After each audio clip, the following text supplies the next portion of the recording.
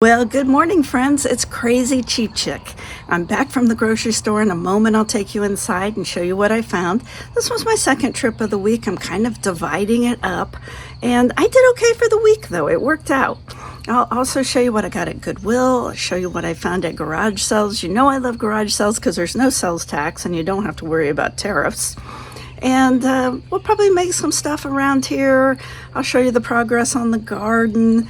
We got lots going on here at the farm, and at the end I'm going to tell you a funny story, so stick around to the end. I spent almost $13 today at the grocery store. That's with tax. And my new plan is just to buy what I need for the next day or two. And I got these tomatoes for 59 cents. The onion was 60 cents. The sour cream was $1.39. It was on sale, plus I had 2 coupons loaded. And then I got some no-bake bread for $1.50. These vegetables were $4.95, and 2 bags of salad for $1.80.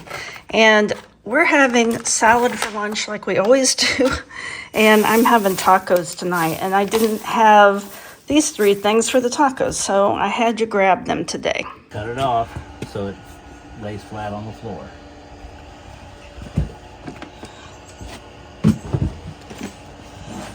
Push into Yep, it. push in hard, yep.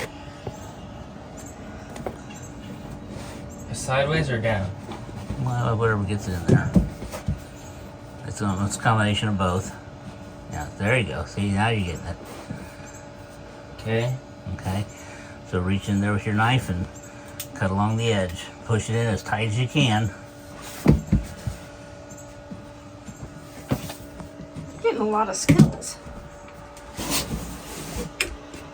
Where's me out watching them?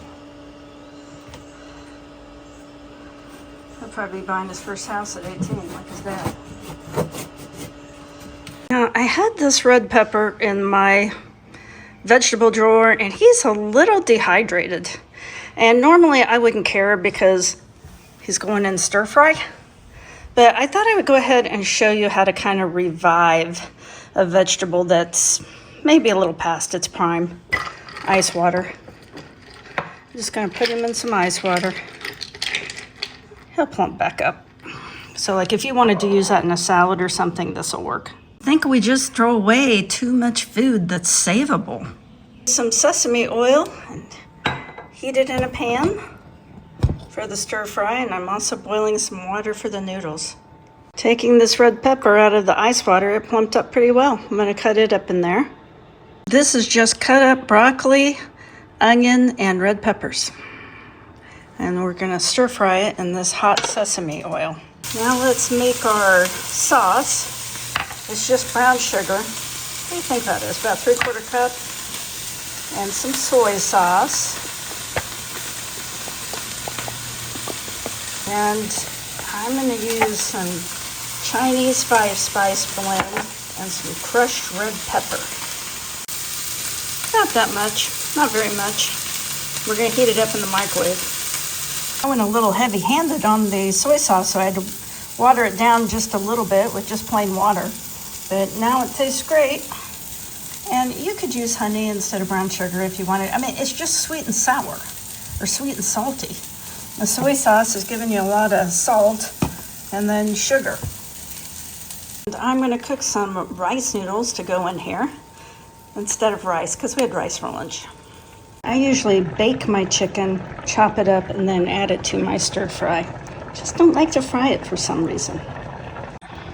Chopped up the chicken, and I'm going to add it in. Sometimes I grill it on the grill and then chop it up. I mean, or you could fry it in here and then put your vegetables in. It's whatever you want to do. You do you. I rinsed the noodles. We're going to add them in. They're a little bit thicker than what I usually like, but that's what I had on hand. And we're going to add in our sauce that we made. Stir it all together. There's the final product. I think it's going to be pretty tasty. Pretty healthy too, really, except for the brown sugar. I did go to garage sales for about an hour and a half this morning before I got rained out. These are the things that I got. I'll let you guess what was the most expensive thing I got today. Now, if you guessed these Oakley sunglasses, if they're real, how would you know if they were a knockoff? I wouldn't know. They retail for like $240 brand new and even like $170 used. The thing is, they're missing a little nose piece right here. But I looked up online and you can buy those for $10. So I would say these are probably the best deal if you like Oakley sunglasses. I'm really not into like name brand stuff, and so I don't mind wearing them, but I would never spend that for a pair of sunglasses if they're real. Maybe they're a knockoff. I don't know. When I went up there to pay for them, they didn't have a price on them. I'm like, oh, they're going to want a fortune for these. And I said, how much for these sunglasses? And she goes, well, I wondered when someone was going to buy those Oakleys. $2. So I figured I'd take a $2 chance. I really don't even notice the nose piece being missing when I have them on. So I don't even know if I'll spend the $10 to replace that. Number 2, if you're eagle-eyed, you would probably have guessed these brushes. Now, these artist brushes, they're all mixed together, and some are cheap and some are real expensive. For example, this one, I looked it up online. It's a $60 brush. And some of these are cheap. I mean, some of these, like these blue ones, they're only worth like a couple of dollars. But there's some in here that are very expensive. And so they once again, didn't have a price on them. So I took the whole bag up there and I said, how much for the brushes? And she said $2. And so I got all of these brushes for $2. Now, one of my granddaughters is a very good artist, and I'll probably let her pick through there and take what she wants. Next was probably this Sharper Image spin cycle mop, and I was pretty happy to get this. It's never been opened. They wrote new on the top, and I paid $5, and these are retailing around $35. This thing, which is a floaty for the pool, which will not make John Wayne happy because he does not like a ton of toys in the pool. It brand new was about $27 and I paid $3. Then this was kind of expensive and it's never been opened. This is a heated scarf and John Wayne is always freezing. And so I thought for $2 it would be worth it to see if he liked it. And these also retail, I think, for around $35. These were about $4. This art book, I paid $1 for it. They sell for around $12. These makeup remover cloths were $1.50. These are an Aldi's thing, and they were around $4.99, I think I saw online. And then this silly little royal shirt. Little boy's royal shirt. I looked up online and these are super expensive. Like $35. That's crazy. They had put no price on this. So I took it up there and I said, how much for the little shirt?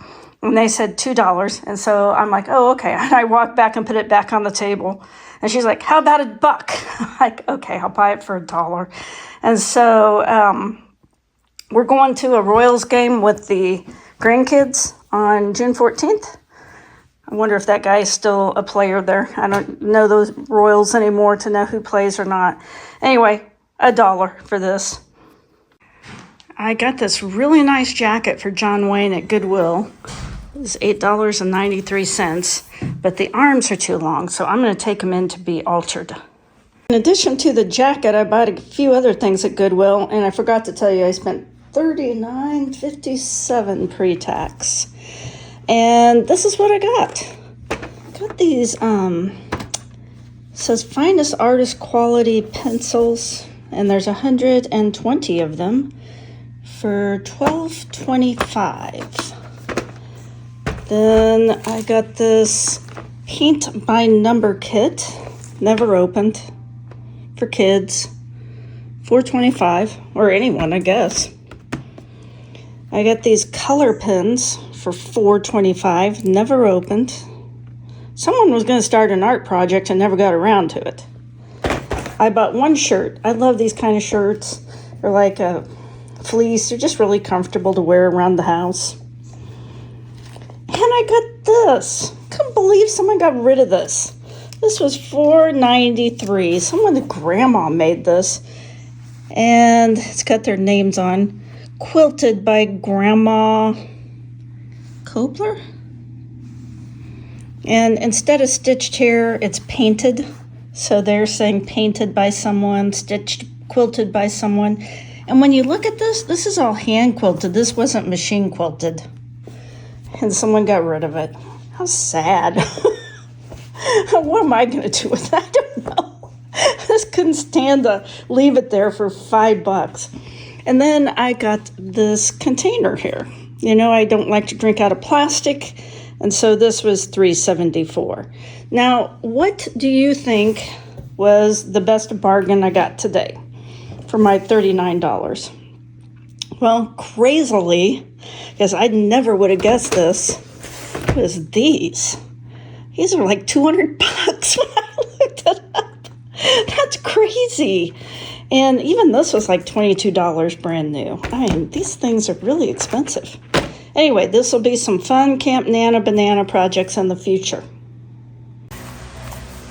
Well, I spent a little time weeding. You know, to have a totally weed-free garden, you would just have to do nothing but weed all day long. Now, the main thing I came out here to do was to tie up some of these plants to help train them up the trellis. And I just used zip ties. But as you can see, plants have their own zip ties. See how they're curling around there and anchoring themselves? And nature is so amazing. And it's just too muddy to till right now, but I did weed a little bit. Things are finally starting to grow. It's just been so cold and wet this year. And I'm hoping tomorrow I can get my tiller going and do a little bit out here. I planted some tomatoes out here. These tomatoes were about an inch tall when I planted them. I grew them from seed. They just really didn't take off. And I was going to throw them away, and then I thought, well, I'll stick them in the ground and see what happens. And this is what happens. They're starting to grow. Now they're about 6 inches tall. So I think they may make it. And quite honestly, I think I have about 50 tomatoes planted. So if they do grow, we're going to have a lot of tomatoes. This is my upper garden, which is even weedier than the lower garden. And not doing great. But these potatoes are probably big enough. I could probably dig around at the roots and get some new potatoes. I may do that this week. Well, friends, thanks for sticking around all the way to the end. I really appreciate it. And I'm going to tell you a little story that I think will make you laugh. Now, let me start by saying I do not answer the phone unless I know who it is. So if I don't recognize the number or the name, I'm not answering it. If it's someone important, it'll go to voicemail and I'll call them back. But 99 out of 100 times it's someone trying to scam me. And I'm not going to even give them the opportunity or the time of day. I'm not going to waste my time with people who are trying to take advantage of me. So I don't answer my phone if I don't recognize the name or number. That is just my habit. But I kept getting a phone call from the same number over and over. And I got really frustrated and irritated. They were calling me so much. And it had a name, and the name was something generic like U.S. Capital Funds or something like that. I don't remember what exactly the name was. And they just kept calling over and over and over. I'm like, man, this scammer won't give up. And I was just so irritated that one day I answered the phone. And that's where I made my mistake. So I answered the phone and I thought I would be cute.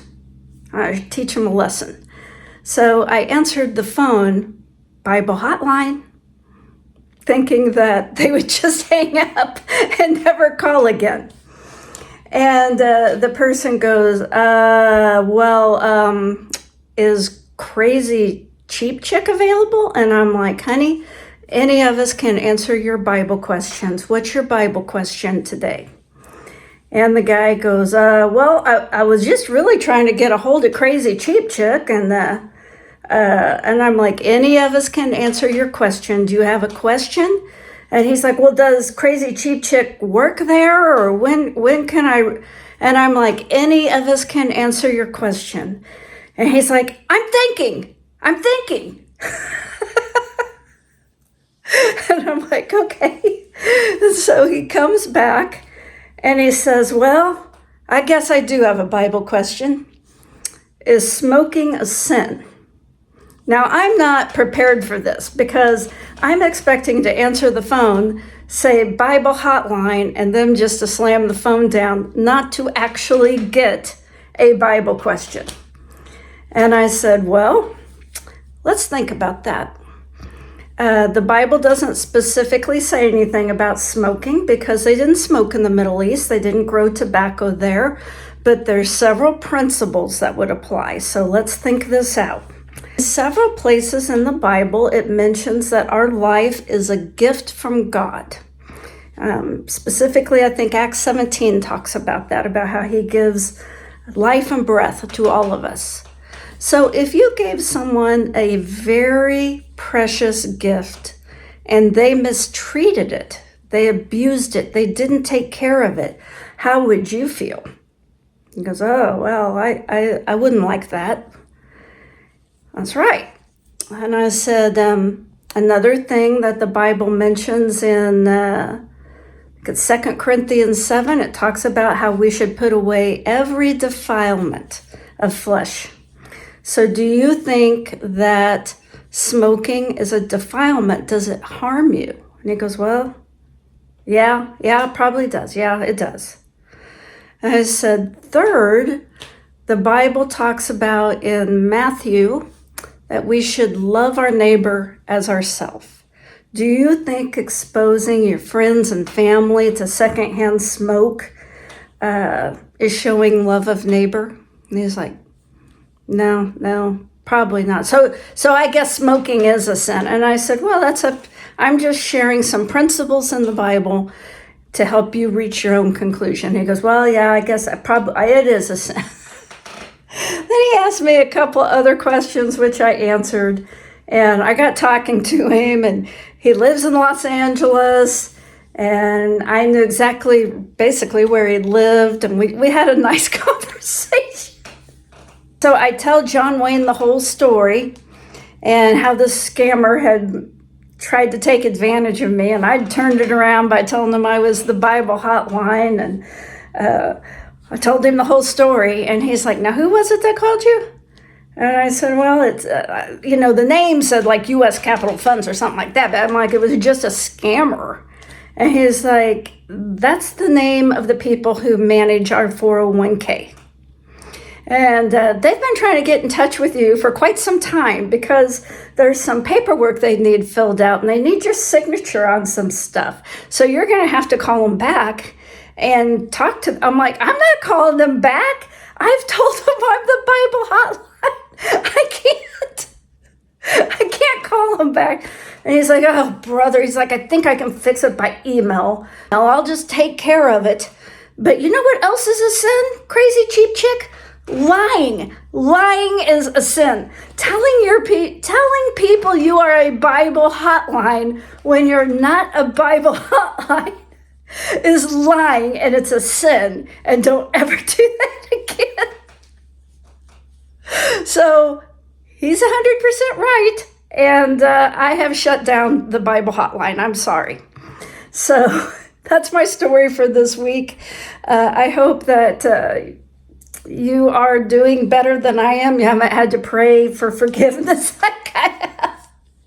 And don't answer the phone, though, if you don't recognize the number. Don't let this story convince you, oh, I should answer the phone. No. The problem was I did answer the phone. If they had simply left a voicemail, I would have called them back and it would have all been fixed. So don't fall for scammers. And don't lie to people. Those are the lessons from this week. And I hope you find some bargains. And I hope you have a great rest of your week. I will talk to you soon.